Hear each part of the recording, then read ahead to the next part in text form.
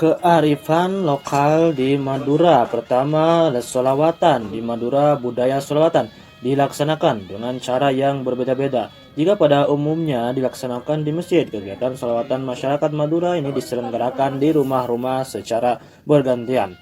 Misalnya, hari ini diselenggarakan di rumah Pak Ahmad, maka seminggu kemudian diadakan di rumah yang lainnya di tetangganya. Begitu seterusnya sampai kembali ke tuan rumah yang awal mendapat giliran. Kedua, ada rokat taseh. Kearifan lokal ini dilaksanakan untuk mensyukuri karunia serta nikmat-nikmat yang diberikan oleh Sang Maha Pencipta, yaitu Allah Subhanahu wa taala, sekaligus agar diberikan keselamatan dalam bekerja dan kelancaran rezeki. Kegiatan tersebut biasanya dimulai dengan acara pembacaan istighosah dan tahlil bersama oleh masyarakat yang dipimpin oleh pemuka agama setempat. Setelah itu, masyarakat melepaskan sesaji ke laut sebagai ungkapan syukur kepada Tuhan Yang Maha Esa. Adapun isi dari sesaji itu meliputi ketan-ketan yang warni tumpeng, ikan-ikan, dan sebagainya. Budaya tersebut disebut rokat taseh oleh penduduk setempat. Rokat di Madura, rokat dilaksanakan dengan maksud jika dalam suatu keluarga hanya ada satu orang laki-laki dan 5 bersaudara, pendapat lemah, maka harus diadakan acara rokat. Acara ini biasanya dilaksanakan dengan mengundang topeng, nage topeng yang diiringi dengan alunan musik gamelan Madura, sembari juga dibacakan macapat atau memaca. Ada juga mauludan. Nah, kegiatan ini dilaksanakan menyambut Maulid Nabi Muhammad SAW sebagai salah satu bentuk pengejawantahan rasa cinta umat Islam kepada Rasulnya. Perayaan Maulid dilaksanakan dengan membaca berjanji, dibai atau burdah. Dalam hal ini, berjanji di bai adalah karya seni sastra yang isinya bertutur tentang kehidupan Nabi Muhammad SAW, mencapai silsilah keturunan masa kanak-kanak, remaja, pemuda hingga diangkat menjadi Rasul SAW. Karya ini juga mengisahkan sifat-sifat manusia yang dimiliki Rasulullah SAW serta berbagai peristiwa yang dijadikan teladan bagi umat manusia. Adapun Al-Burdah adalah kumpulan syair-syair pujian kepada Rasulullah SAW yang disusun oleh Busyiri.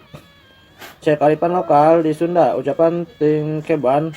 Upacara ini diselenggarakan pada saat seorang ibu hamil dan usia kandungannya mencapai 7 bulan.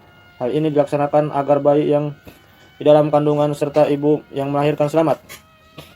Tingkeban berasal dari kata tingkeb yang artinya tutup. Maksudnya si ibu sedang mengandung 7 bulan tidak boleh bercampur dengan suaminya sampai 40 hari sesudah persalinan dan jangan bekerja terlalu berat. Nah, karena bayi yang dikandung sudah besar, larangan yang dimaksudkan untuk menghindari sesuatu yang tidak diinginkan. Ranah mundingan. Upacara dilaksanakan apabila perempuan ini mengandung lebih dari 9 bulan atau bahkan ada yang sampai 12 bulan. Tetapi belum melahirkan juga. Perempuan yang hamil seperti itu disebut rana mundingan, yakni seperti munding atau kerbau yang bunting.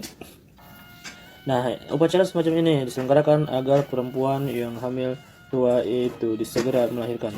Jangan sampai seperti kerbau, serta agar terhindar dari sesuatu yang membahayakan. Tembun itu placenta dipandang sebagai saudara bayi sehingga titik boleh dibuang sembarangan. Nah, tembun atau placenta dipandang sebagai saudara bayi sehingga tidak boleh dibuang sembarangan. Yang ini harus diadakan upacara waktu menguburnya atau menghanyutkannya ke sungai bersamaan dengan bayi dilahirkan. Tembun placenta ini yang keluar dari biasanya dirawat, dibersihkan, dan dimasukkan ke kendi, dicampuri bumbu-bumbu asam, garam, gula, merah, lalu ditutupi. Itu memakai kain putih yang telah diberi udara melalui bambu kecil ekat.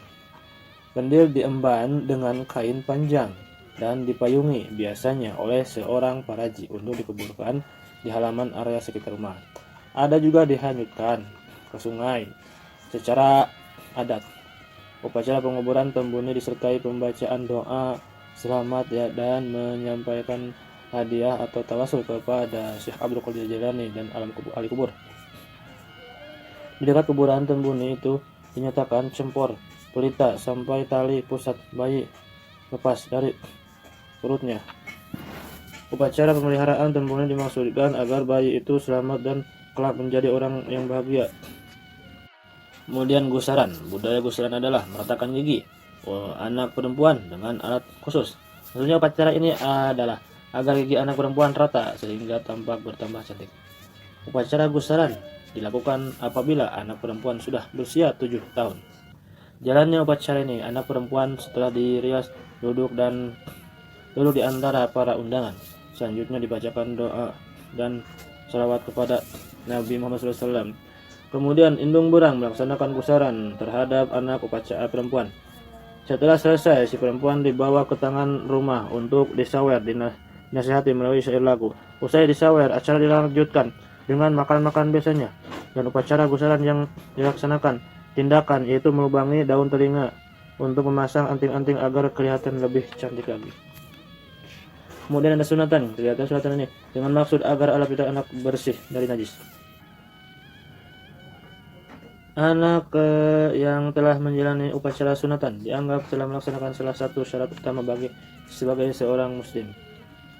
Upacara sunatan anak perempuan diselenggarakan pada waktu masa kecil bayi supaya tidak malu. Adapun bagi anak laki-laki, upacara sunatan lazimnya diselenggarakan jika sudah menginjak usia 6 tahun. Dalam upacara sunatan, selain para haji, sunatan diundang juga para tetangga, handai tolan, serta kerabat. Curak, kearifan lokal ini biasanya dilakukan oleh kaum ibu dan memasak makanan yang berbeda-beda. Nah, setelah itu makanan itu dikumpulkan di masjid terdekat untuk dibagikan dan dimakan bersama. Namun demikian, curak tidak selalu dilakukan dengan cara seperti itu. Orang yang makan bersama dengan niat menyambut datangnya bulan Ramadan juga sudah dapat dikatakan sebagai cucurak. Niat menyambut Ramadan juga harus selamat diingat dalam cucurak. Sebab jika hal itu diupayakan, biasanya mereka akan makan sebanyak-banyaknya dan lupa dengan niat awal. Cucurak dilakukan untuk menjalani silaturahmi dan saling memaafkan antar masyarakat. Selain itu, cucurak juga merupakan bentuk rasa syukur terhadap rezeki yang telah diberikan Allah Subhanahu wa taala.